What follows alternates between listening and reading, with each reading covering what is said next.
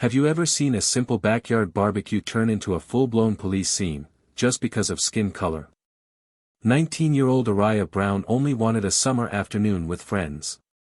Instead, she got accused, judged, and humiliated in her own yard. "You people don't belong here," her neighbor shouted, phone already in hand. But what she didn't know, was that the girl she was calling the cops on wasn't just anyone's daughter. Camera pans across sizzling barbecue smoke, laughter fading, and the sound of police sirens creeping closer. The afternoon sun beat down on the cul-de-sac, grills smoking, laughter echoing. Then, silence. Carol Miller, the self-proclaimed neighborhood coordinator, stormed across the yard, heels snapping against the pavement. Her voice sliced through the music. "Turn that noise down before I call the cops," she barked, eyes fixed on Ariyah Brown, the 19-year-old black girl holding the tongs by the grill. Ariyah didn't flinch. "Then call them," she said quietly, meeting Carol's glare head-on. The crowd of teens froze. You could feel the air tighten, the kind of silence that makes even sunlight feel heavy. Carol's lip curled. "You kids don't belong here blasting your music like it's the projects. This is a community, not a carnival." A cold knot twisted in Ariyah's stomach. She wanted to speak, to defend her friends, but every eye around her felt like judgment. Carol raised her phone, dialing. "Let's see how fast they show up for this little party." Somewhere behind Ariyah, the grill hissed, smoke rising like a warning signal. She stood motionless, heart pounding, knowing what was coming next. The police SUV rolled in faster than anyone expected. The flashing lights painted the quiet street red and blue, turning the laughter into whispers. Ariyah's friends backed away from the grill, some clutching their phones, others frozen mid-step. One officer stepped out, his tone clipped. "Who's in charge here?"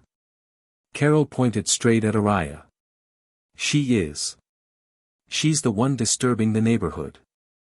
Ariyah swallowed hard. "We're just having a barbecue, sir. It's my backyard." The officer's eyes lingered on her skin before he spoke again. "ID, please." Her hand trembled as she reached into her pocket. The card slipped and landed near Carol's shoes. The woman smirked, pressing her heel dangerously close before kicking it lightly back toward Ariyah. "Careful," she said, "wouldn't want to lose that too." That small act, the smirk, the casual cruelty, hit harder than the flashing lights. Ariyah bent down, fingers brushing the pavement, her reflection warped in the chrome bumper of the patrol car. "Is there a problem?" one of her friends whispered. But Ariyah couldn't answer. Her throat locked, every muscle tight. "What would you do if this happened to you?" The officer sighed, glancing at Carol, then back at the trembling girl. "Next time," he said, "keep it down." He turned to leave, but Carol wasn't done. "Oh, so now she gets special treatment." Figures. Ariyah looked around, her friends, the neighbors, all silent. The music had stopped. So had the laughter. And for the first time that day, she felt utterly alone.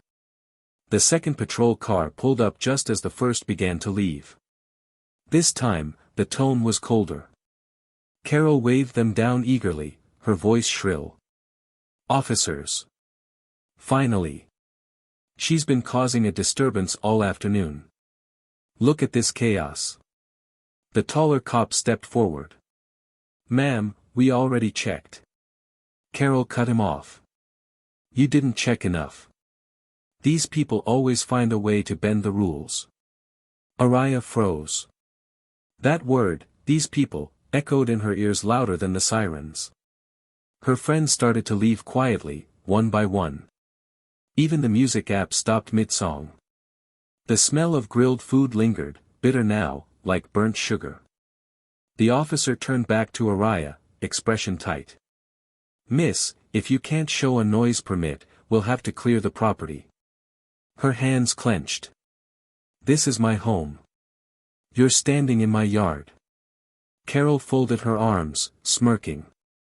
"Then maybe you should learn how neighborhoods work."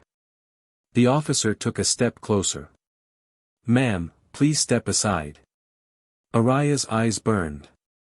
She'd done nothing wrong, yet everyone was watching as if she had. The shame stung deeper than anger. And just when it felt unbearable, when her voice was gone, her dignity slipping, an engine roared at the end of the street. A black SUV stopped behind the cruisers. The door opened. Out stepped a tall man in a navy suit, his badge glinting under the sun. Carol's grin faltered. "Dad?" Ariyah whispered. Mayor David Brown's gaze swept the scene, the police, the crowd, his trembling daughter. "Someone want to explain," he said evenly, "why my kid's birthday barbecue looks like a crime scene?" The silence was instant. The officers straightened, suddenly aware of who stood before them. Carol blinked, her mouth parting but no words forming. Mayor Brown. I didn't realize." He didn't raise his voice, yet the weight of his words cut through the air. "That's the problem, isn't it? You didn't realize she was my daughter. You just saw skin and sound." Carol stammered, "I was only trying to keep order. By calling the police on kids cooking burgers." He stepped closer, calm but unshakable. "Order doesn't come from fear, Mrs. Miller. It comes from respect." The officers exchanged uneasy glances.